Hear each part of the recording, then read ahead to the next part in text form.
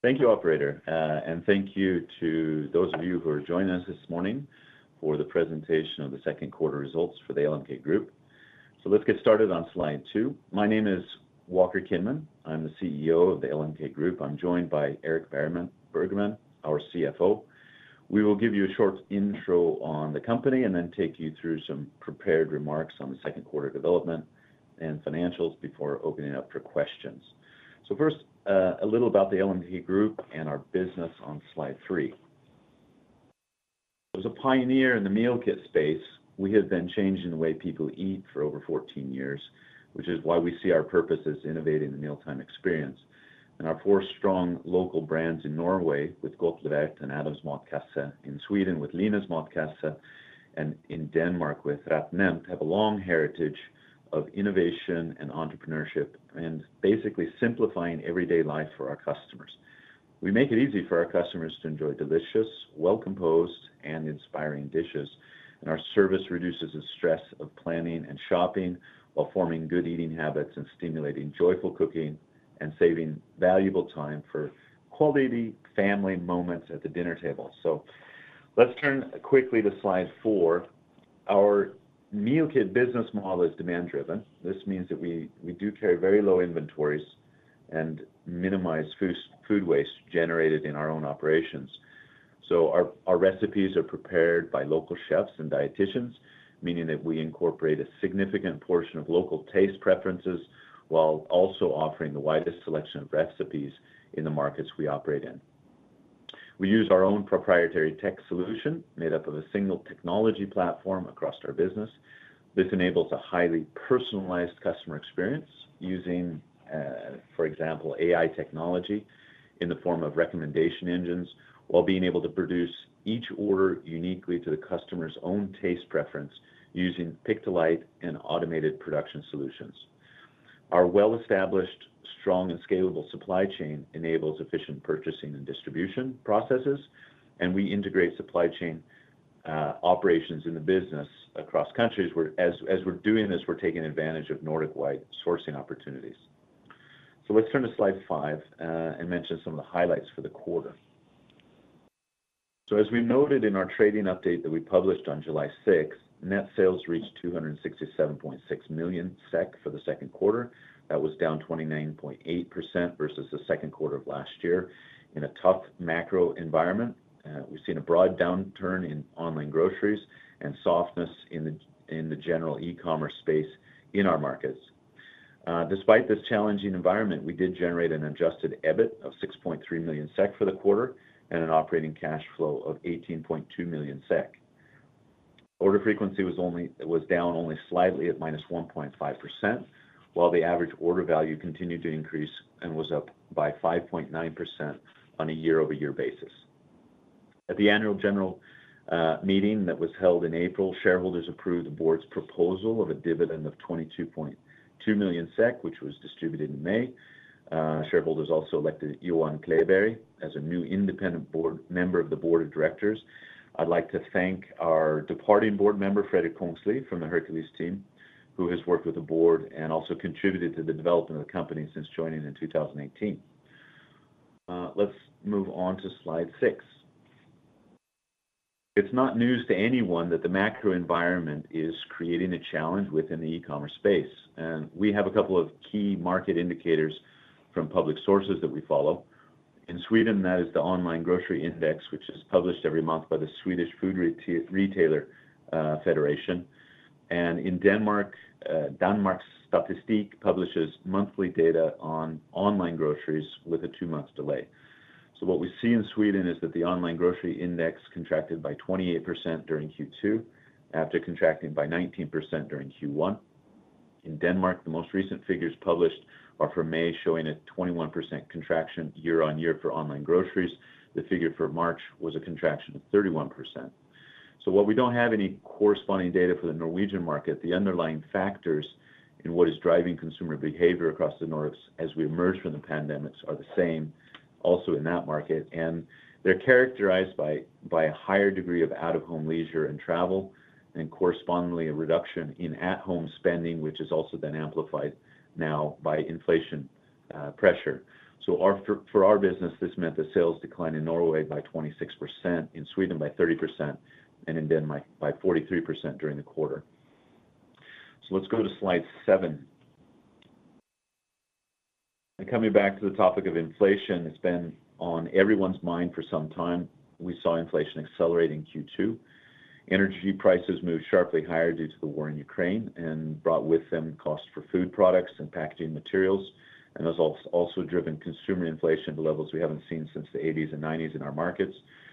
We chose not to increase prices in Q2 and rather increase competitiveness while grocery stores and other peers in the meal kit space increased their prices.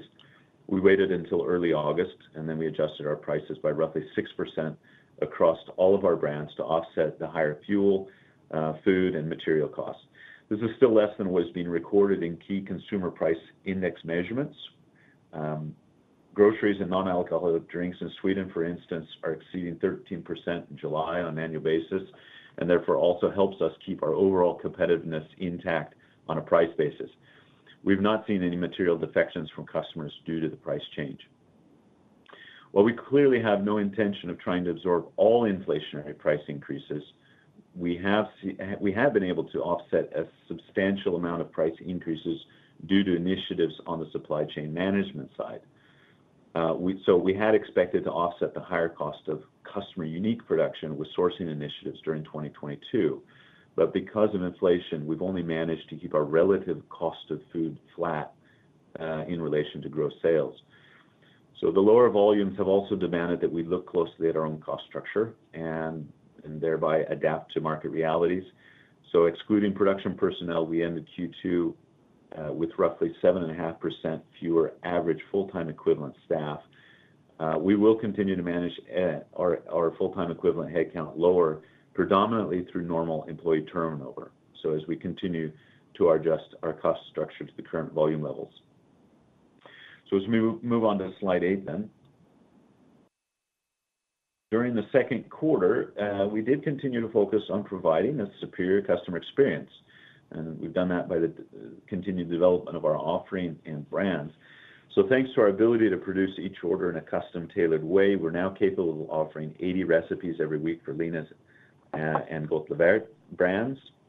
We have 60 recipes for Adams Matkasse, and we have 40 recipes for RetNemt in Denmark.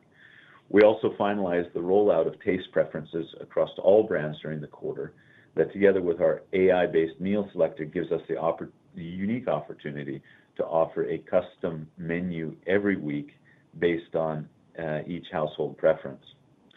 So in early August, we launched several initiatives expanding our total addressable market with even more focus on convenience. With partners, we launched single portion ready-to-heat meals in the Norwegian and Swedish markets, while expanding the offering in Denmark.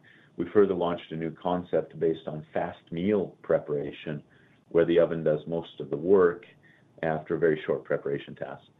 And finally, on this slide, you can also see one of our collaborations here to the left with Swedish celebrity chef and TikTok influencer, Philip Poon. In this collaboration, Philip has designed several dishes with his unique style of Asian fusion, which are then promoted on his own social media channels, other performance marketing channels, as well as directly towards Linas customers. So with that, let's now turn it over to Eric to take us through the financials. Thank you, Walker, and good morning, everyone. Let's move on to slide 10 for the financial update.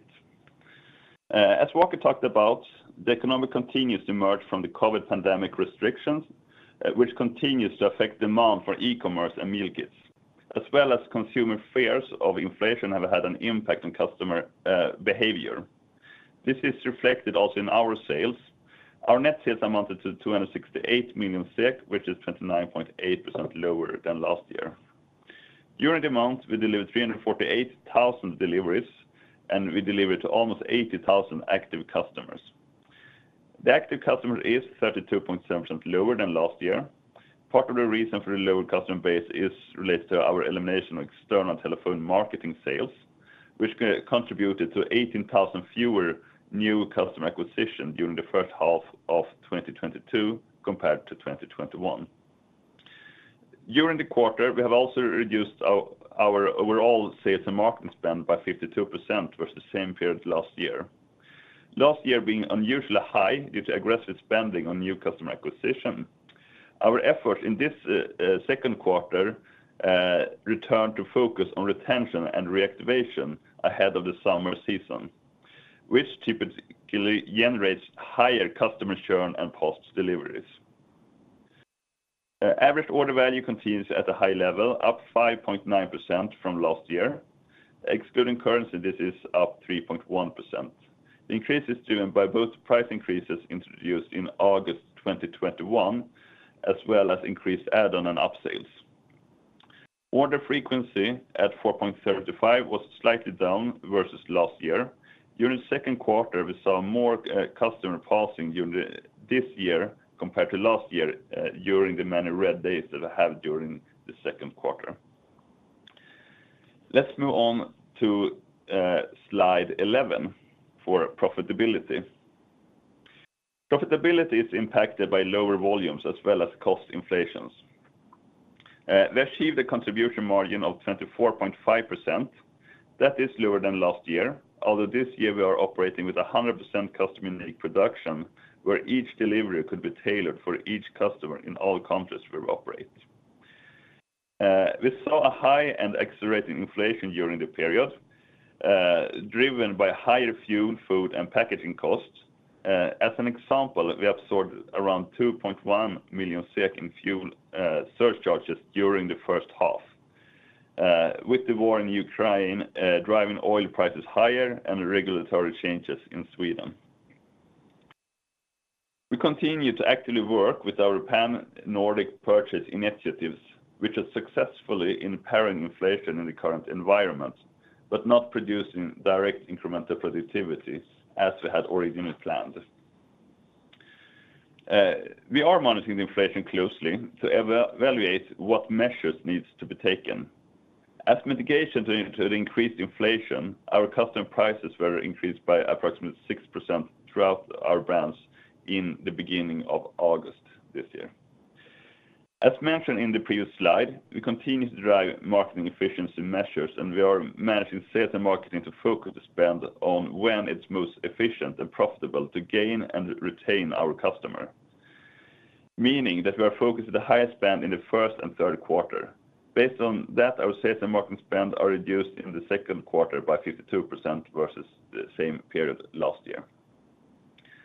Adjusted EBITDA for the quarter amounted to 19.8 million SEK, which equals an adjusted EBITDA margin of 7.4%. That is 4.8% lower than last year. The lower adjusted EBITDA is explained by lower volume as well as lower contribution margin. The adjusted EBIT amounts to 3.8 million SEK and equals an adjusted EBIT margin of 2.4%. And with that, let's move on to page 12. End of the quarter, the cash position amounted to 109.8 million SEK, and our cash from operating activities amounted to 18.2 million SEK. Last year, the operating activities included reversal of accrued transaction costs related to the IPO. During the quarter, we paid a dividend of 1.75 SEK per share. That equals a dividend of 22.2 million SEK, which is a good direct return while still allowing the company to invest in strategic growth opportunities. CapEx amounted to 6.8 million during the quarter. With that, let's move on to page 13. So if you take a look forward, we will continue to drive marketing efficiency measures, and we are managing sales and marketing at an average below 13% of net sales for the full year, following a seasonal pattern with higher spend in the first and third quarter. Given the rapid escalation of inflation, we see our target of contribution margin approaching 30% to require more time than originally planned. We expect that price increases combined with efficiency improvements, sourcing initiatives, and cost reduction will help offset the effects of inflation and contribute to improve the contribution margin in the second half. The external environment where we operate are turbulent, and we expect it to continue to be turbulent. Although we are well equipped to face such market as our company retains a healthy balance sheet and is encumbered with structured debts.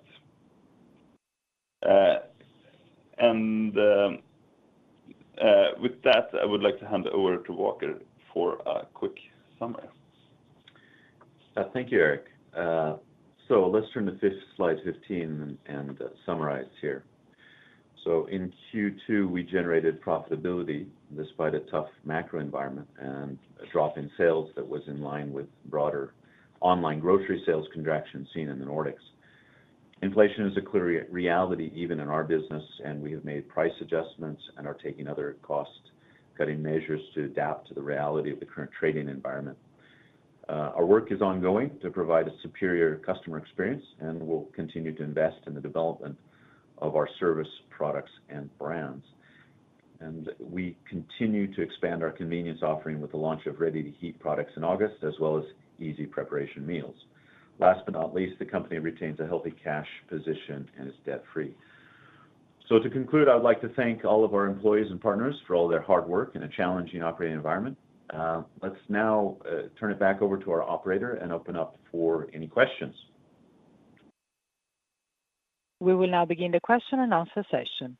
To ask a question, you may press star then one on your telephone keypad. If you're using a speakerphone, please pick up your handset before pressing the keys. If at any time your question has been addressed and you would like to withdraw your question, please press star then two. At this time, we will pause momentarily to assemble our roster.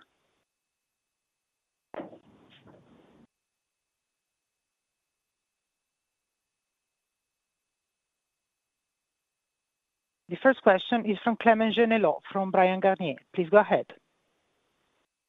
Yeah, good morning, Walker and Eric. Only two from my side. The first one is whether global, but everyone will agree on the fact that macro remains quite sensitive, and that you still haven't found a magic IP on marketing. So, what's exactly your view regarding the situation right now at LMK, and what are your levers to really soften the impact, or maybe also prepare for the recovery to come? And my second question is on dividend. Do you still reiterate your multi-years dividend policy or not? Thank you. Thanks, Clement, and good morning to you. I think when it comes to looking forward in the situation, obviously the macro environment is something that we can influence dramatically, and we will feel the effects of how the market is developing in general e-commerce and in the food segment. I think we have a lot of work underway right now, focusing both strategically and operationally on topics of marketing efficiency, strengthening our performance marketing, our search engine optimizations, and also shifting a lot of our spending on the marketing side from sort of upper funnel activities to lower funnel activities. So, you will see a lot more from us with regards to low funnel activities, and also focusing on elements of consideration versus sort of more of the big budget broad media activities. We will still have some, but more focus on the lower funnel.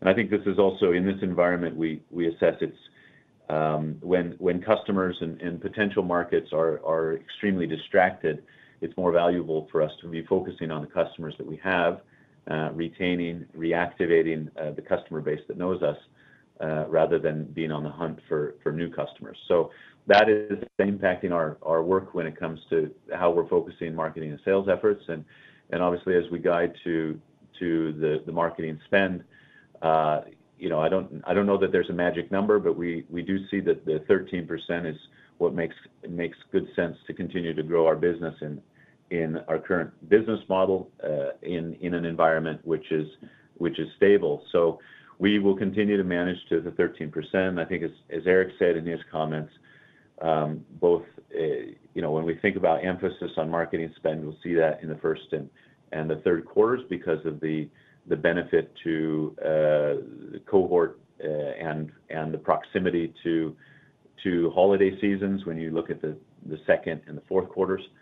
And I think, as we look for our own development in terms of sales, we will probably see developments that's in line with the market going forward as well. So I think that's the views regarding the situation at the LMK Group that you ask about. And then I think your second question with regards to the dividend, I think it's a bit premature to talk about, the dividend in any other sense than what we've said so far. We sit on a good cash position, and investors and shareholders have been active in discussing with the management and the board about how that cash position can be returned to shareholders or used to generate growth. And I think, so far the dividend policy that we have in place hasn't been discussed for changing. I think that's a topic for as we approach the shareholder meeting next year that becomes more relevant based on the coming quarters.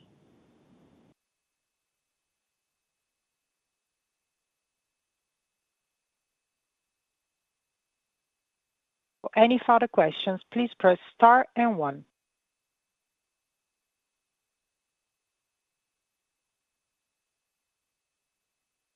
There are no more questions from the phone.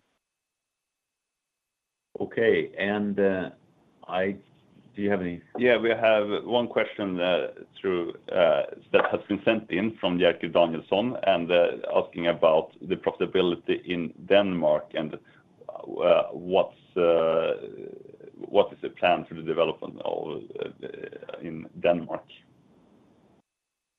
So I think Denmark is at an inflection point for our business. I think we have a clear change in the offering that has been presented to the market with the integration and alignment with our technology platform. We see a market which has been heavily impacted as well in general. So there's obviously two effects that we're dealing with in Denmark. We are committed to the market. We see a very good opportunity in the meal kit space. It's a very large meal kit market. We feel strongly we have a superior offering.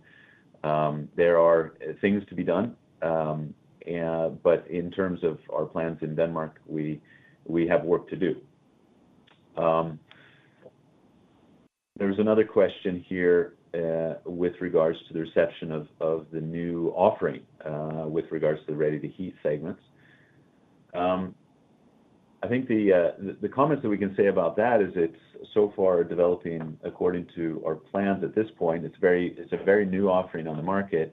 We're not promoting it heavily yet because as in any new offering, you make sure your supply chain is stable, make sure that your front-end operations and back-end operations are working as you make adjustments. So that's sort of where we're at in the life cycle, which means that there's not a lot we can say other than the volumes that we have been expecting here in the first several weeks have been according to plan. Those were planned to be low volumes. So we'll have to wait and see, and I think we'll have more to say about that as we look at the end of the third quarter. There was also reference to the category concepts, and in many of our category concepts cases, the concepts that we're talking with about fast preparation, or you could even say preparation in 5 minutes, it really has to do about freeing up time for people who are going to be home but have other things to do. The oven does most of the work, so it's easing into a convenience category where it's not necessarily important that customers are done with their meal or are already eating within a very short period of time. I think we don't have a lot to say about how that's developing. It's a nice complement to our convenience selection. Very, very happy with the work that's been done internally to prepare that and be able to put it out in front of our customers. And then the last question also from Jerker here is, given the current marketing environment, how much can you strengthen the contribution margin through internal measures and effect and productivity? I think that question is, of course, a good question. We have always seen the development of 100% customer unique production as a journey.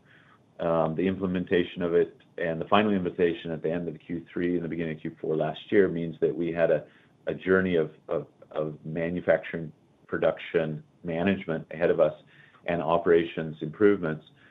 We've made investments in automation steps through the last several quarters, which means that as we come into Q3, we do expect efficiency improvements relative to the first half of the year in production, even with lower volumes, and that has to do with automation and process improvements. That's one element. I think obviously, where pricing affects the overall portfolio, I think you would see that as less of an internal measure and just the ability to price given the market conditions at a higher rate, but that obviously will have an improvement on contribution margin. As I mentioned in the comments, even as we are restrictive in hiring, we are challenging how we work internally always, which means that we even are reducing through attrition headcount that would impact above contribution margin. So I think that those are probably the measures that stand out clearest. We continue our work with Nordic sourcing initiatives and supply chain management. It's difficult to know how much we'll get from standing where we are today and not knowing how inflation will look at the end of Q3 or Q4, but anticipating that it'll be high.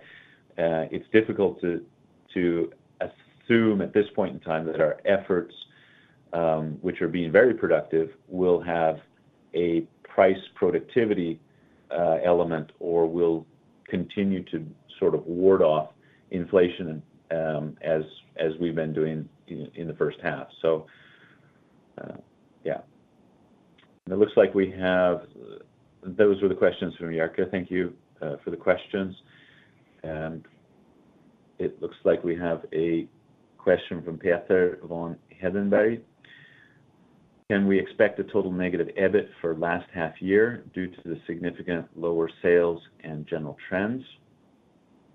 And the second question is, your cash position strong enough today to deal with a significant negative EBIT during last half year? When it comes to the first part of that question, Peter, I think first of all, our forward-looking statements are quite limited in how much detail we're giving. And so as we get into comments to is it going to be total negative or is it going to be positive, etc., that's more than we're at this point going to indicate. I think when it comes to sales trends and general trends, we do see a trend in the market where decline in both offline or declines in online groceries are being reduced. And as we look towards even our trading patterns last year, I would say that we saw the last growth in 2021 on a quarterly basis happening in Q3. So even for our business, we will expect that that the contractions that we've seen both in the market and our own business will diminish. How we manage from a pricing perspective, how inflation develops, and to the extent that we can continue to drive productivity will determine sort of the profitability levels at the end of the year. In the second part of that question, a significant negative EBIT during last half year. We do have a strong cash position today, and we have taken very active measures to make sure that we maintain a good cash position and we reduce the downside of the low sales volume. So, talking about is it enough? It isn't even on my radar at this point in time, whether the cash position is strong enough, because we feel comfortable with that cash position.